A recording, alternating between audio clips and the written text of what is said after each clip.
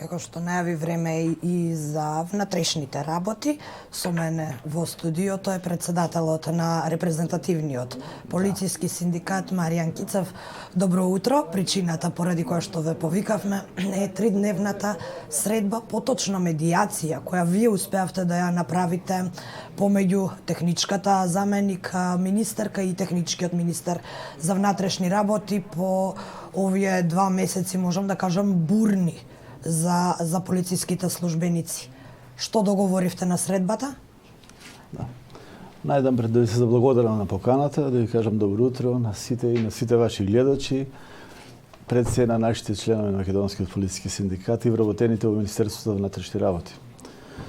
Јас би почнал од почетокот, со доаѓањето на техничката влада, кај нас дојде технички министер. Според законот за техничка влада си има право на распоредување на одреден број 15 раководни места и 10% во хоризонтала спрема бројката на распоредени лица во периодот 2003-2004 година.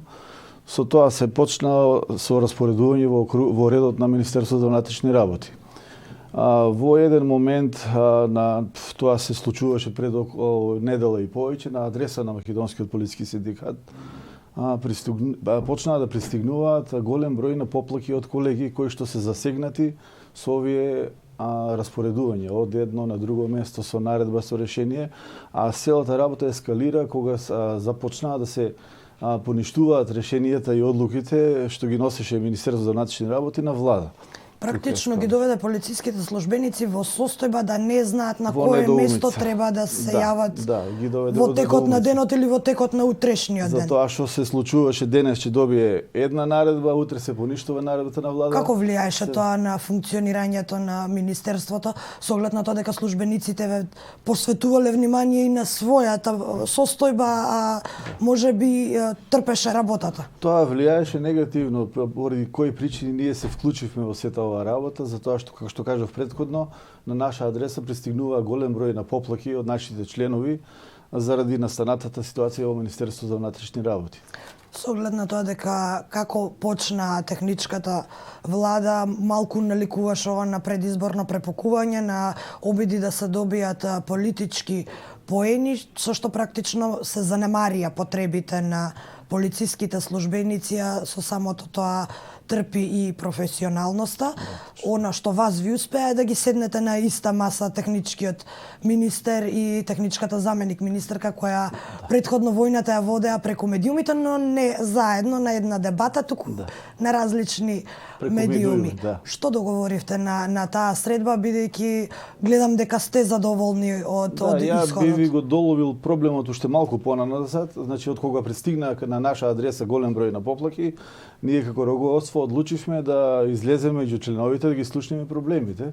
А тоа и го направивме, се спуштивме во единицата за брзо распоредување кај што беа најголемите проблеми, бидејќи таму се менуваше командантот на единицата, денес е еден командант, издава наредби за вршење служба, утре се поништува наредбата, се враќа стариот командант и луѓето беа во недвоумица, не знаеа кои наредби да ги слушаат. И ние излеговме на терен, ги слушнавме проблемите на колегите и одлучивме како руководство на Македонскиот полициски синдикат да побараме средба со сите фактори кои што се вклучени во Министерството за разрешување на овој проблем. И овде се јави потребата од состанок започнавме со одделот за внатрешна контрола, со началниците и дополнителните началници на сет оддел кај што се сите специјални единици. Со нив направиме средба, потоа со заменикот министер Нухио направивме средба, со директорот на Бирото за јавна безбедност и на крај направивме средба со министерот Најче Чулев и со дополнителната министерка Славјанка Петровска. И на тие состаноци, одделни состаноци, договоривме и истите се одјавија и одговорија позитивно да седнеме заеднички на маса да ги решиме сите проблеми, а се со цел да се... Имаше тензија на таа средба? На почетку имаше тензија, двете страни дојдоа со своји посебни два тимови, ние бевме ове медијаторите, посредувавме и најважно од сета работа е што кај двете страни преовладува разумот и истите согласија и двете страни направија неколку отстапки и на крајот дојдовме до ова решение да го Што решиме значат проблемот. овие отстапки, еве конкретно за единицата за брзо распоредување? Останува стариот командант? Да, останува стариот командант, се носи нов заменик командант, заменикот командант си останува во единицата, само на друго работно место, и така се реши проблемот. И тоа се единици посебни што во овие период се многу важни за државата, со оглед што следува утакмица со висок ризик, например со Косово, потоа следуваат избори. Значи таа единица мора да биде моралот поткренат, и сега мислам дека со овој наш чин што го сторивме, дека моралот повторно ќе се врати на највисоко ниво во овие единици. Освен што е важен моралот кај оваа единица, ова е можеби единицата која би можела да се злоупотреби во случај некој да посегне по манипулација на службите. Таков пример е и упадот во собранието, кој не можеме да го занемариме, бидејќи беше токму тоа. Наредба или неиздавање наредба, односно прераспределба и манипулација со службите во извршување или неизвршување на својата работа. Колку е опасно да се игра со оваа единица, како што споменавте, и во време на предизборие, но и пред утакмица, надпревар, со висок ризик. Наше мислење како синдиката дека во тие единици воопшто не требало да се чепка. Значи не требало да се менуват команданти, затоа што се многу осетливи. А мислам дека можноста да се манипулира со исте е многу мала, од причини што е врзан подписот кај началниците. Има началник на тие единици и има дополнителен началник. Значи едниот без другиот не смее да се издаде наредба. И не постои можноста да се злоупотреби. И што е најважно, наредбата за излегување на терен ја дава директорот на Бирото за јавна безбедност со претходно изготвен план од 20 началници. Така да можноста да се злоупотреби е на многу минимално ниво. Колкав хаос ви направи техничката влада во функционирањето?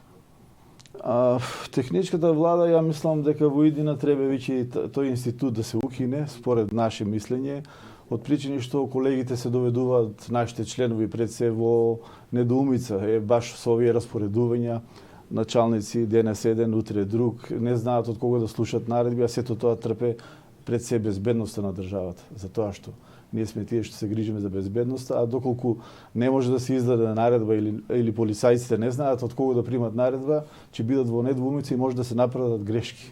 Вашите прогнози за изборите, ќе успее ли полицијата да си ја сработи работата доследно и професионално? Ние имаме полиција на ниво и јас сум убеден дека ќе си одговорат на своите задачи во иднина при извршување на службените задачи за време на изборниот процес. Да се вратиме сега нешто пред оваа средба, односно медијација со двајцата министри и заменик министерката. Вие првпат земавте и бонус плата. Првпат беше поделена бонус плата во Министерството за внатрешни работи. Што кажува ова за реформите внатре во полицијата? Каде се движи македонската полиција и дали конечно сте задоволни од постигнатото? Вас, мислам, полициските службеници. Бонусот плата е право кое што ни е загарантирано со Законот за работни односи и со колективниот договор во Министерството за внатрешни работи. Тоа како право ние го имавме. Проблемот беше што во минатото не се исплаќаше таа бонус плата. Иако колегите ги исполнуваа условите за бонус плата, Министерството со изговор дека нема средства, не му исплатуваше на колегите, да во следниот период се соочи со голем број на тужби и наместо една плата да и со судски трошкови, со адвокатски трошкови да доведе да се исплати од човек две просечни плати да се исплатат. Но... Така да тоа беше во минатото ради не според нас не убаво водење на Министерството во делот на финансиите, значи при исплата на ова бонус плата. И сега историски е точно како што кажавте, за прв пат се започна да се исплатува ова бонус плата, влезе во буџетот за 2020 и штом веќе еднаш влезе, во сите се надеваме дека во сите наредни буџети 2021 и 2 и 3 ќе си остане како таква ставка и дека нема да има веќе проблем со Министерството со тужби. Известивте и дека како дел од Сојузот на синдикати на земјава преговарате и односно учествувате во преговорите за Законот за работни односи. Мора да ве прашам каков е вашиот став по тоа прашање со оглед на фактот дека поминаа 2,5 години од доаѓањето на оваа влада, се уште не е донесен нов Закон за работни односи. Нели мислите дека е тоа многу време за преговори, до каде се преговорите, што се вашите главни ставови во тој контекст? Законот за работни односи е во завршна фаза и ние сме вклучени во изработката на истиот. И мислам дека тоа е закон што е потребен подолг период, не може да се донесе преку ноќ, месец, два, три. Значи најнапред се потребно да се направат анализи, да се соберат компаративни искуства од други земји, па да на крај да се донесе едно законско решение кое што во иднина не би се спорело како што имаме искуство во нашата држава да се носат закони па да за еден месец да се менуваат. Значи целата на Сојузот на синдикатите е да донесе закон заедно со Република Северна Македонија, закон да донесе кој што ќе трае. Значи нема да биде предмет на дополнувања и измени секојдневно. Значи тоа е целата породица. Кој што ќе се почитува во иднина. Да, ќе се почитува. Да. За разлика од стариот. Да, се надеваме. Вие имавте и повик кога почнаа сиве овие политички припокувања помеѓу челните луѓе на вашето министерство.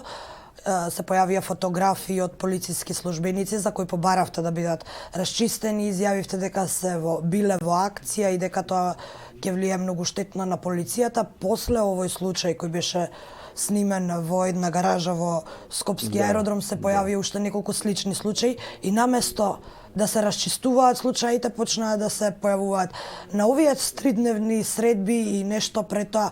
Вршавте ли притисок врз министерот да ги реши овие и дали еден од овие случаи е решен? Има ли некој казнет за тоа што практично загрозува полициски службеници додека се на службена должност? Јас во моментот немам информација, таква не можам да ви дадам затоа што немам информација, а со нашиот апел од после мислам дека се сопри тој тренд, дека нема веќе појава на такви случаеви и сите портали и ваши колеги се одјавија на нашиот повик и се стрпуваат при објава на такви фотографии. Пред се заради заштита на нашите колеги. Доколку некоја фотографија излезе во јавноста за време на акција, може да се доведе во опасност животот на нашите колеги. Велите портали, медиуми. Не мислите дека тоа е информација или фотографија излезена од внатре од министерството? Не е важно од каде излезена, важно е кој ќе ја пласира во јавноста. Не? Значи пласирањето во јавноста ствара загрозување на животот на полицајецот. Иначе таа може да излезе од внатре, ама ако доколку не се пушти во јавноста, нема да биде загрожен животот. Според вас тогаш каде треба да го бараме виновникот? Кој треба да се казни во случајов? Ја мислам сите сме виновни во случајот. Очекувате и медиумите и ние секатен сите сме виновни. И мислам дека сите ќе дојдат на разбирање и дека тој проблем конечно ќе се реши во интерес на државата. Дека ваквите, еве ќе кажам, ситни мали, но од друга страна многу значајни случаи за полицијата се политичка манипулација? Значи ли ова разединетост на полициските службеници со оглед на фактот дека веројатно некој од внатре ја објавил фотографијата со своите колеги? Може да се каже, да, дека има голема разединетост. Како што кажав и претходно со самата техничка влада, како што стартува техничката влада, се прави веднаш разединетост. Се делат колегите на групи, една страна, друга страна, завземаат страни. И сега успетот на нашата медиација е фактички што сите ги седнавме на едно место и успеавме да направи министерство да биде единка, а да не биде институција со страни. Значи да функционираме како единка. На челните луѓе. Да. Што е со сите во подолните редови полициските службеници велат се делат сите и заземаат страни. Кој ќе може да им гарантира на граѓаните дека полициските службеници, цела полиција, сите служби во Министерството за внатрешни работи нема да заземаат страни на денот на изборите? Јас мислам дека вчерашниот договор е јасна порака до сите граѓани дека Министерството е единствено и дека во иднина ќе постапува единствено без поделби. Очекуваме да, професионално да се завршат работата. Така, да. Добро, и вашите предвидувања за до крајот на техничката влада, очекувате да го задржите ова ниво со техничкиот министер и со техничката заменик министерка или подготвени сте веќе како синдикат на нови можни политички припокувања, манипулации или обиди за манипулација со полициските службеници? Нивото на комуникација, мислите, да. Ја мислам дека ќе го задржиме нивото на комуникација и дека со вчерашните завршен состанок истите покажаа храброст и големина и дека во иднина ќе имаме добра соработка. и со двете страни да не речем, значи со Министерството за внатрешни работи. Господин Кице, ви благодарам што одвоивте време после овие 3 бурни денови за вас да гостувате во денешниот утрински брифинг. Сепак состојбите во внатрешните работи во Министерството за внатрешни работи се доста значајни кога се изборите во прашање. И благодарам на поканата. Благодарам уште еднаш.